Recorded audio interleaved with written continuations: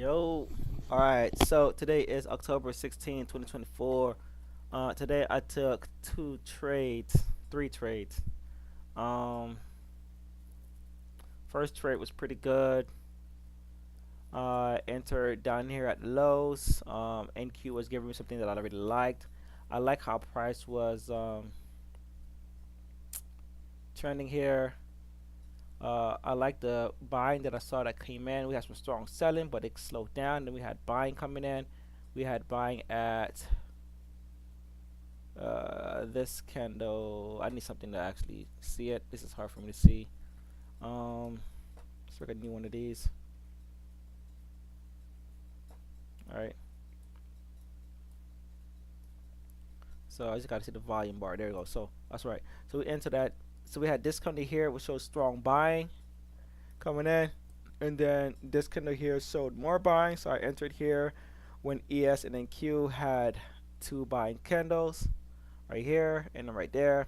ES NQ started showing selling. I panicked a little bit, and then price started really going in my direction. And from price started launching in, I put in I put one ES contract, and price shot up to here, and I took my exit here. All right, because I knew that a nice little small move on ES on one mini is not it's pretty damn big. You know, from 58 to that's this 4 points right here. That's $200 alone.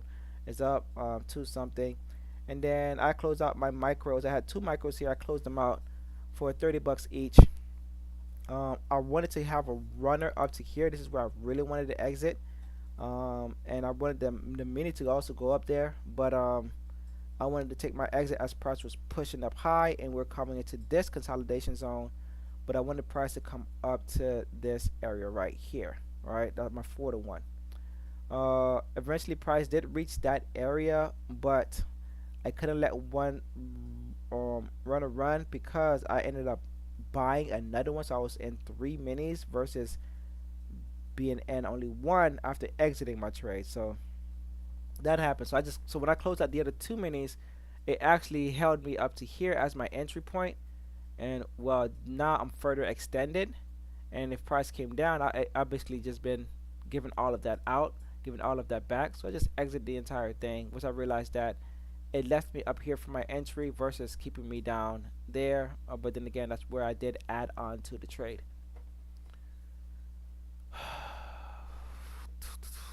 So this was in Q, and Q came down to an area that I had. It broke the pre-market. What is it? This is yesterday's level, right? I don't think that's pre-market. I can't really see. Yeah, this is yesterday's level. My price consolidated, so it broke that level, went to another one, and then it bounced. When the buying came in, it caught my interest. I really like these wicks, so I entered.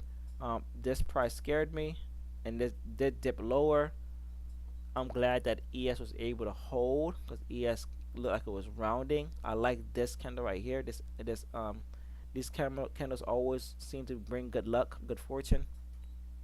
When I see them at levels with volume, they always seem to bring good fortune. And I capitalized on that. And it's the same thing from like almost like yesterday when I saw that. So that one worked out well. And then I did take two trades towards the end of the day. Like I waited to the very, very, very end of the day. Oh shoot! I guess I took four trades today. Cause I took this one here. I did I take this trade? Yeah, I took this trade. This one was break even. Um, Price started pushing, and then I moved my stop loss, and I got stopped out right away. I break even. We're looking for price to come back and reject, because we kind of rejected here, and I thought maybe we'll pull up and reject, but price was really moving up, and I did see that this is a potential buy area because we smashed through it. We smashed through it with buying, and then selling came in, and then selling paused. And I don't have the other two trades that I took because I took them the last 5 to 10 minutes of the day, and I really just basically threw money away, and that's the part that I'm upset with. Right, so here goes the trade where I took. Price did drop a little bit after it stopped me out, but this is an area where buying should have happened. We had a strong buy in here, price dropped, and then we smashed through it. So when we came back, it gives the opportunity. There goes my candle that I like. I like these two, but this one here for sure. And then price rallied strongly afterwards. So this should have been my entry right around here, stop loss down here, and let it ride, right? This one would have been a nice one. And also this candle here on the 30-minute closed nicely there, even though it was some volume, but it closed and stopped. So a lot of opportunities that I just couldn't see. I think that my brain just taxed out, going into the trading day. When it comes to like 12 o'clock, 12:30, my brain taxed out. This came in at 1, a little later than I would want to be in the trades for or be there for. So my plan is to basically just 12, 12:30. If I don't see anything, walk away, and go on with my day. Go do something else. Go find another way to make income. And then come back to this and then trade what I see, because this is exhausting. I'm not gonna lie. Some days I just don't like it. Today I told myself I'm gonna enjoy the day. I'm gonna make the best of the day, no matter what. I'm not gonna let trading rule my day. But shit is exhausting, man. Now here goes the trade here. We broke out at at 12 ending, and then we stopped at an hour and 30 minutes after, so 1:30, and then price moved up, right? Opportunities there, just very slow for this one, then a breakout, but I like the straight morning move. Here we had a consolidation candle, price pushed up, came back down to it, nice basing candle, and price really just rallied from there, right? This was an opportunity into noon, right? Here's what it looks like. Price pushed up, price came back down, found something to bounce off of. Not kind of this one here. This is where I had to mark. I wanted price to come down a little bit more, but it didn't. It went clears to it, and then it just started reversing, came back down, hold VWAP, pushed up, came back to the same VWAP bounce, right? Really pissed somebody off, and then just started really just moseying up, right? Really just aggravating with just these price actions. I don't like them like that. I like when they just go, right? This consistent pull wave of nonsense really pisses me off. I'll be moving my stop loss right at entry, and I'll get stopped out here. Couldn't get that one. Would have entered here. This would have been a nice spot to enter down here, really, and that would have been my stop loss. I would have got stopped out there. Price would have went without me. All right, but this would have been a nice area to enter. Price pushed up, came down, pushed up, held, formed the basing candle up here, held the VWAP level, and there it is. Pushed up for a good almost 10 points, came back down, and then really just went from there. So that's basically it. And then the end of the day, because I have the charts out, I'll just go through them real quickly. I probably still have the things up, the embarrassing trades that I try to force.